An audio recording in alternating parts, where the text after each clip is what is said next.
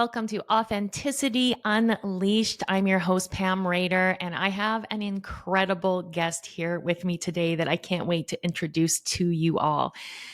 Mike Shaw is with me today. He is a speaker. He is the author of Never Part of the Plan, which is an incredible story of his life. And he's a TEDx speaker.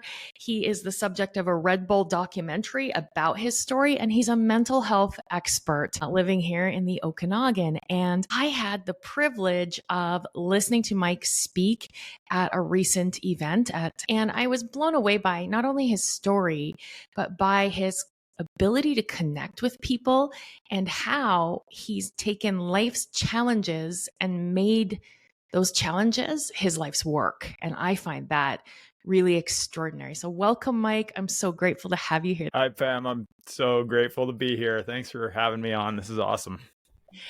So, Mike, you have an extraordinary story, and it's a story of resilience, a story of overcoming, but I think more so a story of becoming, a story of becoming.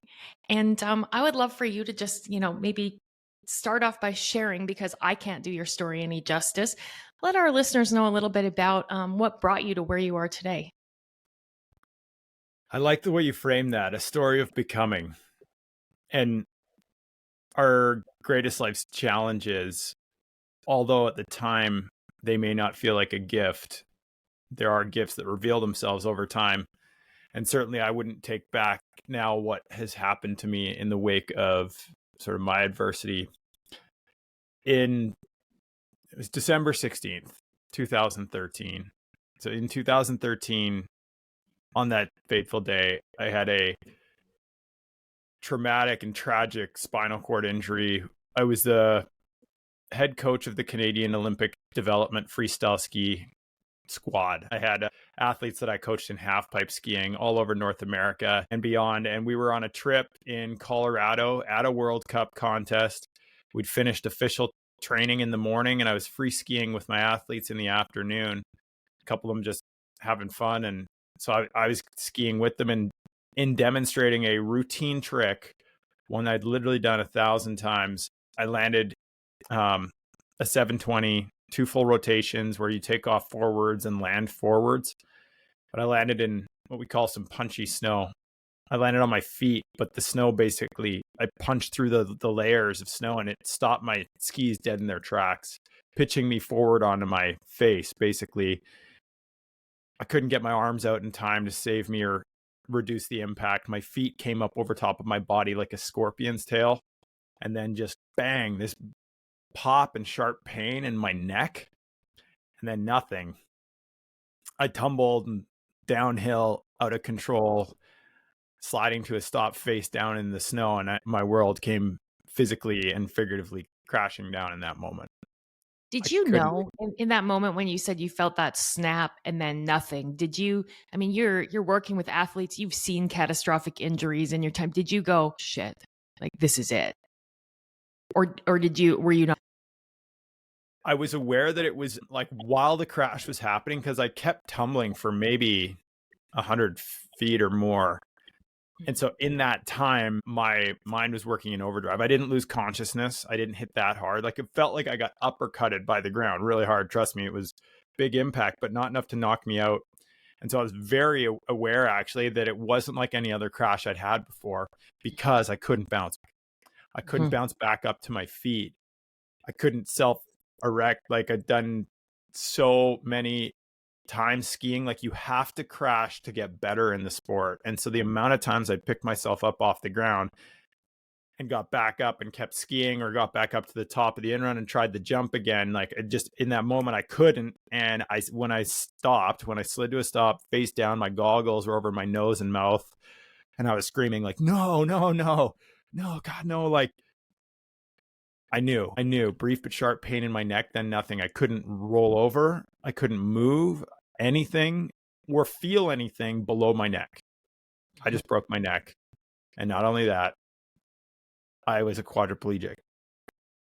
And I knew part of the reason I knew is because, like you said, I'd seen this happen before. One of my past freestyle ski coaches, a guy by the name of Josh Dueck, who's a legend, by the way. He lives in the Okanagan too, in Vernon, but Paralympic sit skiing champion. He lives his life in a wheelchair, and he hurt his back when he was coaching me and my team when I was young. So I was aware of the consequences.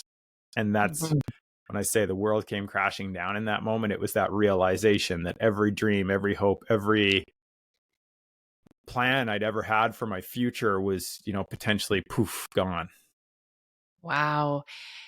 Yeah, not part of the plan, as your book says, never part of the plan. So tell me a little bit about the the aftermath of that. I know that you were taken by, probably airlifted, I'm going to guess, to hospital. Exactly. Yeah. I was I'll try to give you the Coles notes because it is a long story. Like I'm 10 and a half years after that accident now, but the initial 2 weeks in the US were a heli-vac to a trauma center in Denver where I had surgery. They surgically installed 2 titanium rods, 10 screws in my neck. They're still in there. And that was my catalyst for healing. Like it set the sort of wheels in motion for me to have a potential recovery from my spinal cord injury because they stabilized my spinal cord. They were able to cut away a lot of the bone that was sort of impinging or crushing the cord, which was blocking my neurological function. And I spent 2 weeks in ICU with life support before I was stabilized and given clearance to fly back to Vancouver.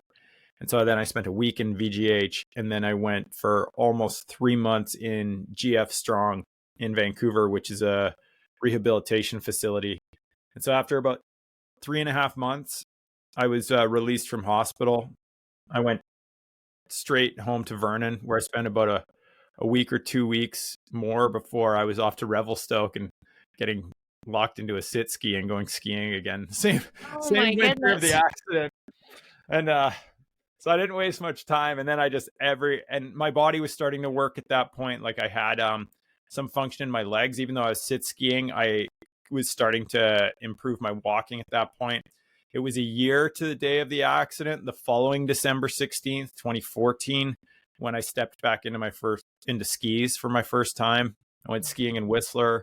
That was all part of filming for the Redbull TV documentary. I entered a charity run in 2015 and ran 10 kilometers, which was completely unexpected.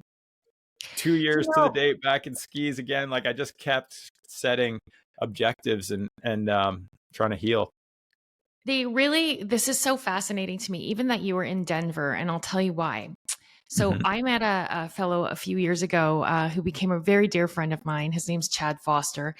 And Chad he was playing hockey in Denver, and he got boarded and became a quadriplegic. And he was in the trauma center in Denver. And the psychologists kept coming around and saying, you need to start to accept the fact that you're never going to walk again. And in your talk, you had doctors telling you similar stories. And Chad was like, get out of my room. Get lost. Call my brother. I don't want to hear that. You shouldn't be telling me this message. And he stared at his big toe until he could move it one day. And he too, now he's an incomplete quadriplegic. And he also runs like 10K. Really? He's amazing. Yeah, he's fabulous. He became an occupational therapist to help others. So it was such a similar story. And then on top of that, I felt this real connection with you because my father, a very handy fellow, was a Vancouver firefighter, loved to help people, but he was a millwright and a welder and an electrician and all of these things. And we had a neighbor that lived down the street from us when I was just new baby. And he was in a catastrophic accident and became a quadriplegic. He was at GF Strong for almost a year. And my dad, he was 6'4" and 260 pounds, big guy. And his wife was 5 feet tall, 100 pounds, soaking wet. And she's trying to push his wheelchair up the little ramp that the government provided. And she could barely push the wheelchair up. And so my dad said, I got to do something to help these people. And he designed and manufactured a hydraulic porch lift, an elevator so that he could get up into his house without his wife having to push him. And that became my father's business. So Oh my goodness. he built elevators for disabled people. And my whole life I've been surrounded by people with incredible stories of resilience like yours. Not all of them lucky enough to walk again. The thing that I saw in common was the power of the human spirit and how grateful people are even after terrible things happen. So when I heard your story, I was like, no way. This is like so incredible to me. And I love that you're up there speaking about this. Now, you said something. You said, you have to crash to get better at a sport. I think you got to crash to get better at life. Mm-hmm. It's called failing forward. Yeah, right. Tell me a little bit about how it challenged your identity. You talk a little bit about identity in your book. And I mean, here you were, this freestyle skier, you're the coach, you're kind of a big deal. You're the man out there. And now who are you after this happens? What does that do to a person's identity? That is such a good question. And I really like it because I know that it's kind of a universal struggle for a lot of people, actually, that they're like, well, if I'm not this, then what am I? And this could be whatever it is for you. For me, it was freestyle ski coach, athlete, kind of an adventurer, adrenaline junkie for sure, but skier, right? If you asked anybody at that period of time in my life, who is Mike Shaw? They would say, oh, Mike Shaw's a skier. Mm-hmm. In like at least the first one or two sentences, it would come up. And so it was a huge part of who I was. And when that was stripped away, but not only like my love and passion for my sport, but my career, my independence, it like my abilities were what made me who I was. And I didn't have any physical abilities at that time. So what was I left with? Well, as it turns out, I was left with me. But I hadn't really done any of that work to go through those layers. And for most of us, we unintentionally give our labels, like our job titles, our hobbies, our roles in our families, like the things we do. And some of those are really big picture items, like your role as a family member, for instance. But like things like job title or hobby for sport, for me, like those are some of the most malleable identifiers. They're transient labels, like they can come and go, and sometimes very quickly, like they did in my case, like snap of the fingers, and I was no longer those things. And I had a lot of time lying in a hospital bed to answer this question, well, who is Mike Shaw? You And know, that's the basis of, I don't know if you know that I'm first and foremost a yoga teacher for over 25 years. And yoga was what helped me heal from, my first husband tried to kill me and went to prison. And I I had remember you sharing that with me some that night at the consequences magic to shop. that. But yoga was the pathway to healing. And one of the questions, it's kind of the big question in yoga is, who am I?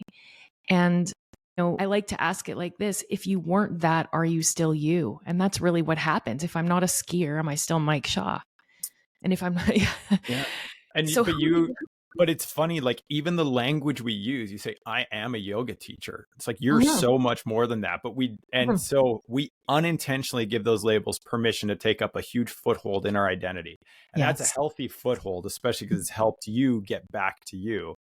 But I believe that identity, or your identity, is who you are in all situations. And we all have alter egos. So we have different representatives that we send in depending on the environment. We send in, if you're in a business meeting, it's going to be different than if you're sitting at the supper table with your family. And so bar those environmental factors, or like the representative you send in, underneath all of that is who you are. And underneath all of that, what makes you are things like authenticity, core values, like for me, integrity, community, gratitude, work ethic, being responsible, loving, kind, honest, trustworthy, loyal. Did I say, like, all of those things don't change when the environment changes or when your job title changes. And one of the greatest things by sort of doing this audit of your identity and going, what is actually important to me? What are my core values? What makes me me? The things that authentically I can show up in and connect with people on a deeper level. Like if you learn those things, what provides value in your relationships, in your communities, in your work life, in your hobbies, whatever you do, you can move confidently into each one of those environments, trusting that you have so much value to bring to the table. For me, it's like connected to your esteem and your self-worth and your confidence is knowing that at your core, your identity is wonderful. It's beautiful. Well, and it's a choice too. We get to decide what's most important to me. What are my values? Like you're talking about core values, loyalty, kindness, gratitude, those kinds of things. We can choose those things, and we can choose to continue those things on regardless of what labels we have in the world. When you were confronted with, oh gosh, if I'm not a skier, who am I? Did you make a conscious choice to look into like, who do I want to be? And then I got a second part to that question. That's a good question. I don't think I've ever like had it asked or thought of this, where there was a lot that was happening that was intentional, where I was conscious about, but there was some of it that was my hand was forced. Like I didn't really have a choice. Like I was lying in bed and long nights in the hospital alone, where I woke up and kind of wasn't waking up out of my nightmare. And so I was left with my thoughts, and I went some dark places. I also held on to gratitude intentionally. That was a choice. Like I started learning the power of gratitude that was helping me heal because it was putting my body in an awesome physiological state. That was intentional. When I started sort of appraising my identity, because I did realize, like I realized that I hadn't ever felt stronger in who I was than I had after the accident, because I was who I was and all that was there. And the people in my life that stayed with me because of me, not because of the fact I could hit a big jump on skis, Right. or I could do, flips and twists and all the, acrobat, it wasn't that, which is what I thought it was for a long time. And so my self-confidence actually grew immensely. I became a better communicator because that's all I had at the time. Right. And so some of that happened inadvertently. But I'd like to say, fairly mindful of what was going on and thinking, like, when I did go through, like you said, you kind of do get to choose. And you can identify what makes you, what makes you impressive, those core values. And then if there's a gap or somewhere where you're like, you know what, maybe I want to increase authentically I show up, or I want to increase, I want everybody to, if they were to talk about me and I weren't there, to say that that is one of the kindest people, or that is one of the hardest working individuals I know, like that. You can choose those things. Like everybody knows what it means to work hard. But if you Yeah. like choose work ethic to be part of who you are, not just something you do, Yeah. that's a choice. It's a shift. A few years ago, I had one of my teachers, Baron Baptiste. He was asking, like, what are your core values, as far as what are the core values that will lead you to the 2.0 version of yourself, the best version of yourself that you want to become. And if you could choose just two, and it was like one was on the bottom of each of your shoes, so every step you took, what would it be? And I remember very consciously thinking courage and generosity, that I would want people to say that I was courageous and generous. And, after about 4 or 5 years, I felt like I did that. It's true. And so then I was like, okay, freedom and impact. How can I help impact other people's ability to get free? And so that's why I asked about the choosing, is like, as I choose, I continue to choose values that will expand me. And you have clearly done a lot of that, because you're doing a lot of incredible things. I mean, you wrote a great book, you're in a documentary, you did a TEDx talk. That's pretty badass. Talk about how your identity is shifting and what is the big picture for you going forward. Oh, that is well, thank you for one. That's really those are really kind words.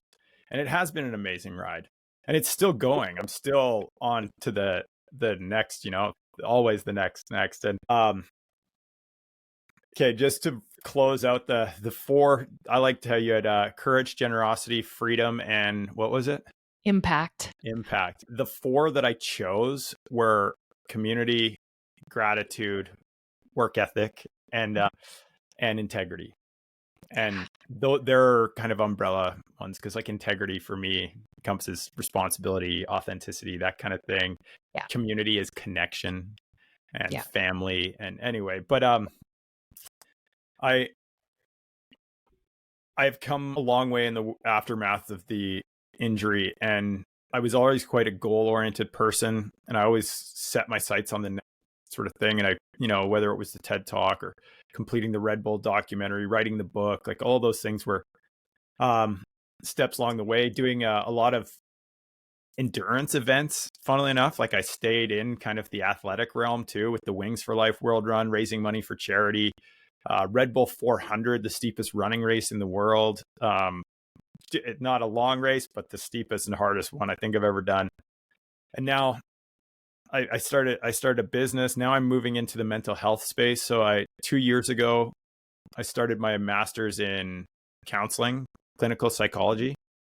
So I'm in a practicum right now, working in a clinic 2 days a week, counseling clients individually. I went from being a speaker, which is what I do mostly for a living, is speaking on stages all over the world, to being a professional listener.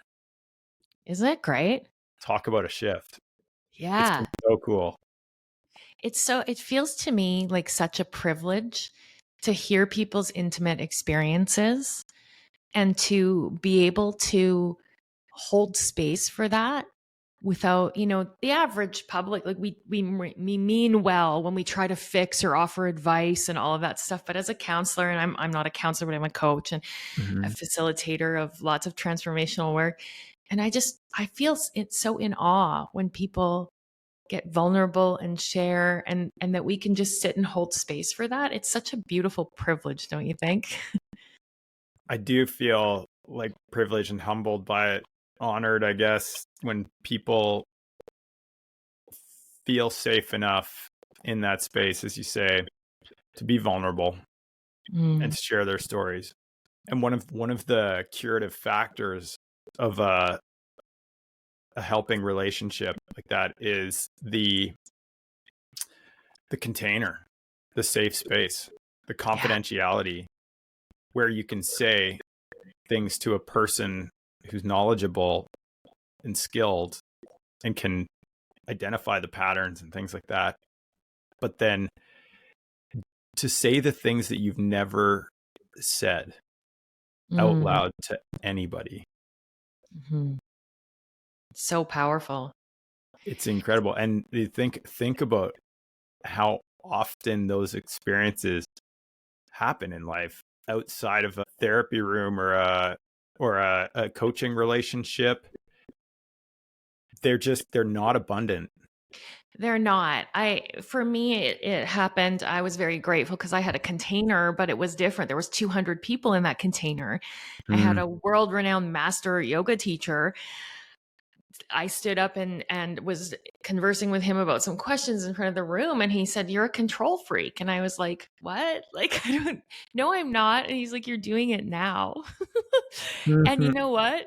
He was so loving and kind and generous when he said it. It wasn't but in that moment, people say transformation happens, over time. No, it happens in a second. When you have that moment in a container where someone sees you, understands you, it was like a veil had been removed from me. And I was like, oh my gosh, that's what I've been doing as my strategy to try to feel okay in my life. And it's not working. And as soon as I saw it, I couldn't unsee it. But it was because there was a container there. And I think people are going to be so lucky to have you hold the container for them, because I also believe for me to have trust in counselors, coaches, anyone doing transformational work, they got to have a little street cred in my book. And you got some street cred. You've overcome and continue to overcome obstacles. And I think that that in itself is transformative for people. They sit down and you are a beacon of hope for them. I think that there's definitely some merit in lived experience. And I sometimes disclose or share parts of my experience if it fits, like if it's the right person. Yeah. But I try to share with each person that you're your own beacon of hope. Yeah. And I definitely like, there are strategies that I've pulled from, like theoretical orientation, psychodynamic, humanistic, client-centered, CBT, all these different things the tools that I've got. But some of the best ones that I'm seeing the most traction with clients is like things that I know, gratitude, like some of the lessons that I shared from my experience that I just now spin through a theoretical lens, like how to technically do cognitive reframe, or like get somebody to new schemas, new patterns of thinking. Because you can have a light bulb moment in the container, like you did with that 200 person audience, but you need to practice a new pattern in order to actually change. Because that one like light bulb aha moment is the catalyst, that mindful awareness to be able to start doing the work. And as a coach, what's required, right? And that is it's repetitions. It's lots. Mastery through repetition. Absolutely. And that's a container of a yoga teacher training. So of course I'm going back and I'm getting on my mat and I'm looking at these things every single day for years on end. It didn't just change me overnight. I did the work every day, right? Like you. Yeah, you have to. Yeah, that's important. That's an important distinction to make. The aha moment came when it was the catalyst to continue to do the work. Let's talk about gratitude though. Like I read a book years ago. It was called Flourish. Have you read that book? It's not one I haven't read that one yet. It's really dry. It's a lot of statistics, but it was a very important book. I maybe read it 5 years ago or so. And it's basically a study on the most impactful thing that we can do to live what they can measure as a fulfilled life. And the number one thing is gratitude. The gentleman who wrote the book said that the quality of your life as you perceive it is directly related to how many thank yous you say. Isn't that beautiful? I like that quote a lot. The quality of your life is directly proportionate to how many thank yous you say. Yeah, something like that. Yeah. Cool. Makes sense. So you said you had gratitude right away during your accident. What was that instilled in you beforehand, or was it something you just like grasped onto? A combination. Okay. I think everybody's inherently grateful at some level. We all say thank you. Some people practice it more than others or use it those words more than others, but we all know what it feels like to appreciate something. For me, in the aftermath of the accident, learning to use gratitude was both a natural process that unfolded, but also I was intentional about it, or mindful and aware of what was going on. And before the accident, I had certainly grateful. Like I had some thankfulness, just it's inherently part of what we do and what most people do. But it was after the crash that I started to realize, and quite quickly, that gratitude would become important. One of my first thoughts was, thank goodness I don't have a concussion. It would be much worse if I was both paralyzed and confused. And I was out for 6 to 8 months earlier that year with a concussion. So I at least I'm still here. My mind is still intact. That was my first bit of gratitude. And then it started to snowball after that. Things in the hospital that would have never shown up on my radar of things I thought I took for granted, like brushing my teeth. I was so happy I cried. When you said that at your talk, I was like, oh my gosh, like it kind of, you think you won't understand why people would be grateful. But I even thought, like, I think I would cry brushing my teeth. Like, it's such a small thing that we all take for granted. Yeah, it was like what it symbolized for me was self-care, or being able to do like independence, being able to do something for myself. Right. And at that point, I had 3 weeks of every bodily function, every itch on my head, every scratch, every nose pick, every, like literally anything someone else, everything was done by somebody else until I did that one thing. So it was more than just brushing my teeth, but certainly being able to brush my teeth was not something I even was thinking that I took for granted before. It's a chore. Don't get me started on flossing, right? But now now it's like I floss daily because I can. A, it's good for you, but like B, I can, and I don't take it for granted. Yeah. It's funny that the silver linings in my story or my situation have been that I have this profound sense of gratitude, part of my day to day, and I can't quantify with words. I've tried, and I speak for a living, and I share this message with people all over, but I promise you, like I cannot articulate the true full benefit that gratitude has given me in my life. Being grateful is fulfilling. And asked, like, how does gratitude help you live a full life, or does it, or what, Yeah. And for me, it's been so significant. And I am a firm believer, though, that you don't need to go through something like I or you have been through in order to learn this perspective. Everybody goes through hardship.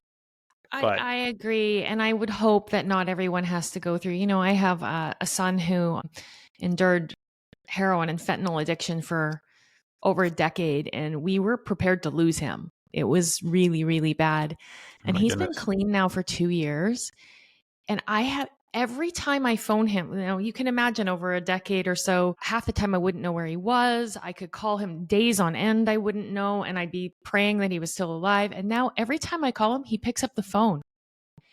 This small little thing. He says, "Hi, Mama." And I am overwhelmed with gratitude that my eyes almost brim with tears over my son answering the phone. And so I get what you're saying. It's different and not so different, the other three answer the phone all the time. It doesn't, I took that for granted.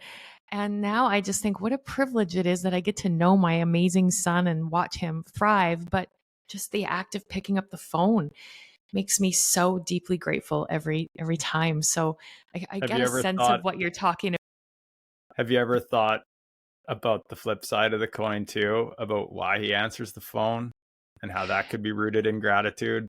Because I can tell you 100%. He actually says to me, he says, "Mom, for all the years of worry that I caused you, the very least thing I can do in my life is pick up the phone when you call. Like, I owe that to you." But he said, "Mom, it's my favorite part of my recovery that we still have a relationship and that I get to talk to you every day." And that's just such a blessing. That is so profound. That's kind of special. I have the same thing. Like, I put my entire family through the absolute ringer. My ski crash, like my mom, I think definitely took it harder than I did, emotionally. And so when she calls, I also pick up the phone unless I can.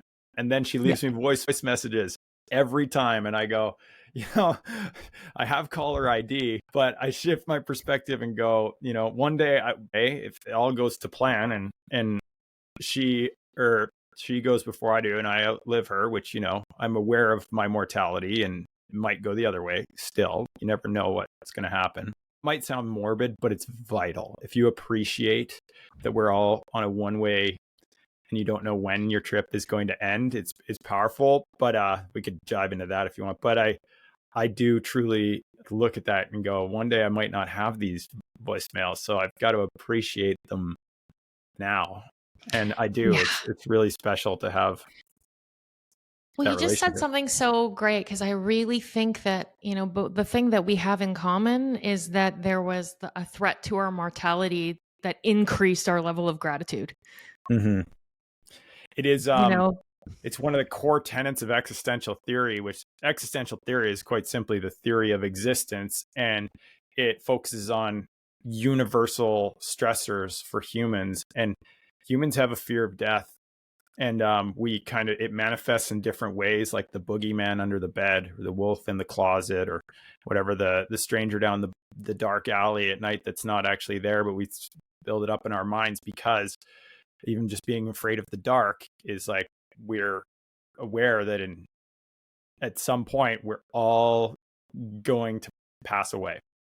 Yeah. And don't know when it's going to happen or where or how, but we know it's coming. And most people find relief by not really thinking about it too much. And ignorance can be blissful, but the value in considering your mortality is that you live more a fulfilling and meaningful now. Yeah. It's good to plan for the future. Can't always live in the future in our plans. Even the journey, if you're an entrepreneur, if you're someone who's like trying to build a dream, or you're struggling through a challenge right now, even if it was like looking for sobriety for your son, like you're there now, you're in the future that you'd once hoped for so long. But even in that struggle and in that part of life, if you can find gratitude or appreciate like your own life and the fact that your son is still, I mean, now obviously it's really evident, but it is more meaningful and more fulfilling. You actually live with more meaning and purpose and drive in the moment if you appreciate death. That's why it's vital. It's not morbid. I 100% agree. I also wrote a book, and it's a memoir, and I shared everything that happened, and how every single one of those things woke me up, and how it's inspired deep gratitude in my life in every single way. And we can all rewrite our story from the perspective of gratitude. Mm-hmm. We can rewrite our story from like, who did I become because of that? What do I appreciate that I didn't appreciate before because that thing happened? How will I be kinder or more aware going forward because that thing happened to me? And in that way, I think that my life, and it sounds like yours, takes on a whole like new level of depth. And I truly can go back. And would I wish a lot of the things that happened to me on others? Absolutely not. I'm grateful for every little bit of it, especially the parts where I felt like I was getting burned down and I didn't think there was a way out. And and this is what I want to ask you about is, there's the life we thought we were going to have. And then there's this never part of the plan, right? Was there a point for you where you had to grieve Mike's old life? Absolutely. It grieved so heavily after my accident because I lost my first sort of love of my life, which was freestyle skiing. Like I lost the thing that made me, my identity, my physical abilities, my independence, all my, humility, like I had to be, and I don't know if that's quite the right word, but you have no stripped of every time you go to the washroom, you need someone else there to help you, like your dignity. Thank you. I was searching for it, but you're stripped of your dignity. Mm-hmm. And that's incredibly humbling. And I used to write about it. And by write about it, I mean, once my fingers were strong enough and like by strong, I mean, like I had enough pressure in a finger that I could hold the button down on my iPhone to talk. There was no voice activation for Siri. That would have been wonderful. But I had to hold the button in to activate Siri, and then I would just speak to my phone. And I wrote about the dark pit that I was in. I've always sort of annotated these notes on my phone. I still have them, but it was incredibly dark.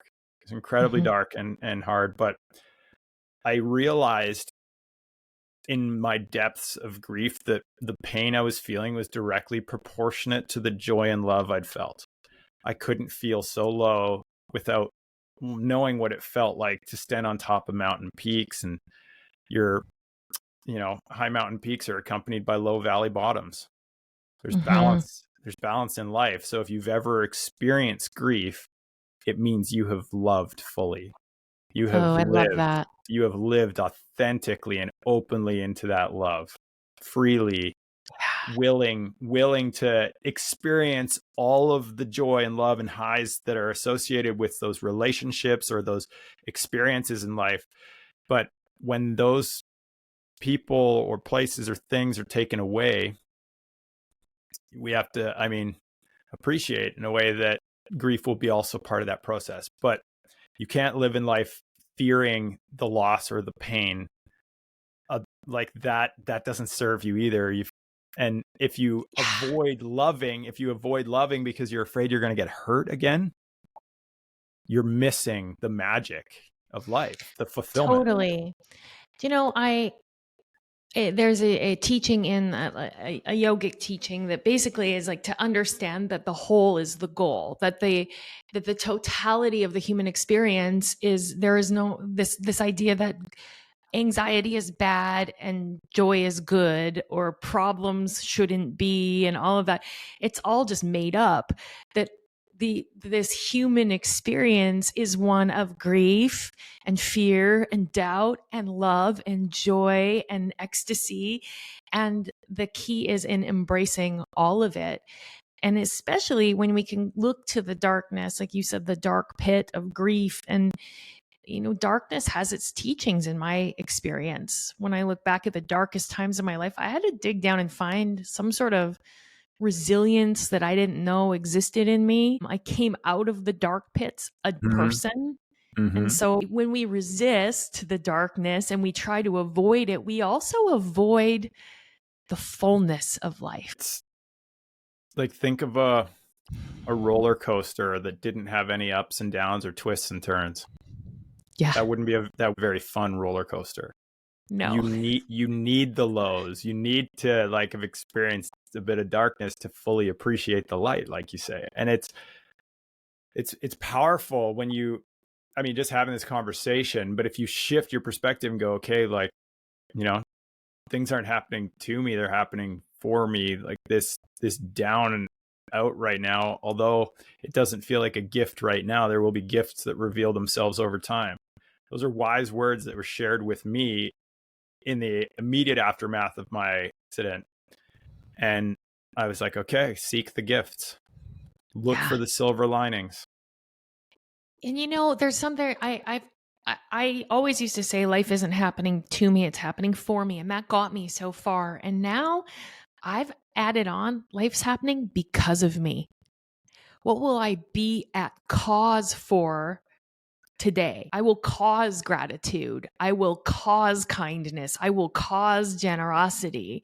And so I think that in healing, it's valuable for us to hold on to something's happening for me. It's opening me up. And then once we're more healed, I feel, as you talked about integrity and responsibility, I feel it's our responsibility to say, life's happening because of me. What will I cause? I love that. What will you, going forward, Mike, what is your biggest dream to cause in your life and in the world? My biggest dream is to support people in mind and body healing. I Amazing. have a plan in mind right now to build integrative health clinics and spaces. I'm starting out in the mental health field, so I'll come at it as a mind practitioner, but I don't know anybody else better than me to talk about the benefits of healing your mind to heal your body, and vice versa, how if you focus on your physiology, it can help heal your mind too. And so I want to be a big proponent in that space and build gratis health. Gratis is the Latin origin for grateful. And I love it. Grateful health. It will be the space that I'm moving into, because I am an entrepreneur and I am driven, and I've built some businesses and things like that, and it's been a wild ride, but this is my kind of calling, if you will. But I'm very excited to grow into that space and be a helping professional. I've been helping people for a long time in the wake of my accident, but now I'm just making it official, I guess, and going to build a system so that I can support people far and wide. That's the game plan. I get the sense that you're just getting warmed up, Mr. Shaw.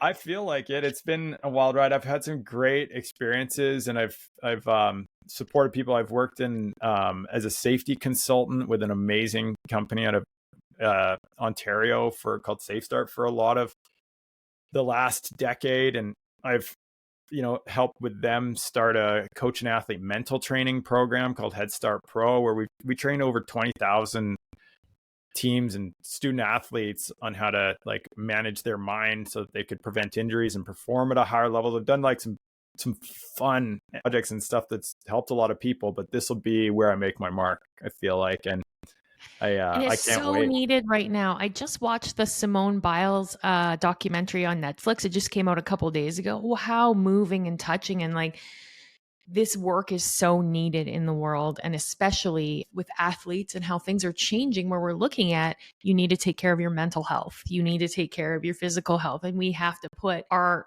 own well-being before performance and before the medals and the all of that kind of stuff. And I think that you are a leader in that realm. And I think that the next generation is so lucky to have leaders like you to look up to work with, to have the opportunity to learn from. Mike, where can people find you if they want to find out more about you?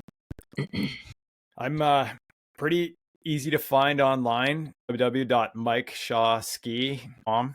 So mikeshawski.com. My social media Instagram handle is Mike Shawski. My book, Never Part of the Plan, is on Amazon.